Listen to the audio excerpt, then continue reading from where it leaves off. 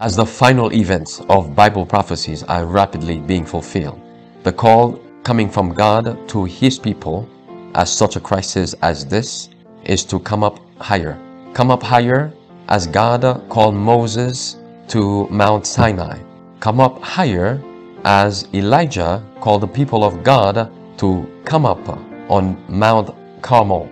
Come up higher because we have a high calling in Jesus Christ. Our High Calling, a devotional by Ellen G. White.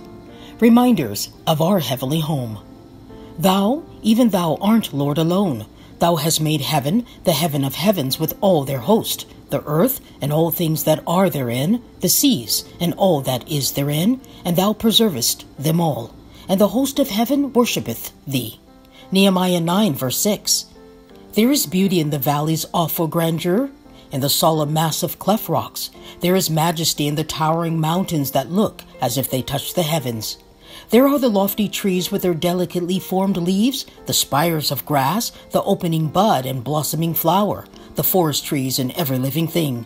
They all point the mind to the great and living God. Every faculty of our being testifies that there is a living God, and we may learn from the open book of nature the most precious lessons in regard to the Lord of heaven.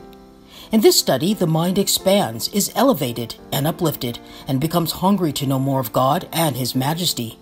We have awakened in our hearts feelings not only of reverence and awe, but of love, of faith, of trust, and entire dependence upon one who is the giver of all good. And as I look at His marvelous works and see the evidences of His power, I instinctively inquire, what is man that thou art mindful of him, and the Son of Man that thou visitest him? All the greatness and glory of these wonderful things in God's house can only be appreciated as they are. In the mind, associated with God in the future home of bliss He is preparing for those who love Him. While we talk freely of other countries, why should we be reticent in regard to the heavenly country? And the house not built with hands, eternal in the heavens? This heavenly country is of more consequence to us than any other city or country on the globe.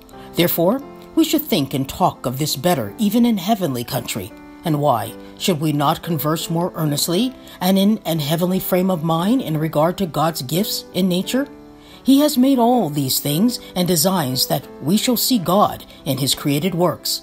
These things are to keep God in our remembrance and to lift up our hearts from sensual things and bind them in bonds of love and gratitude to our Creator. The love of God is greater far than tongue or pen can ever tell.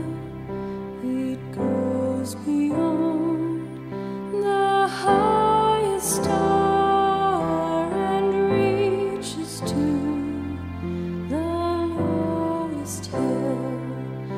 The guilty pair bowed down with care. God gave His Son to win His erring child.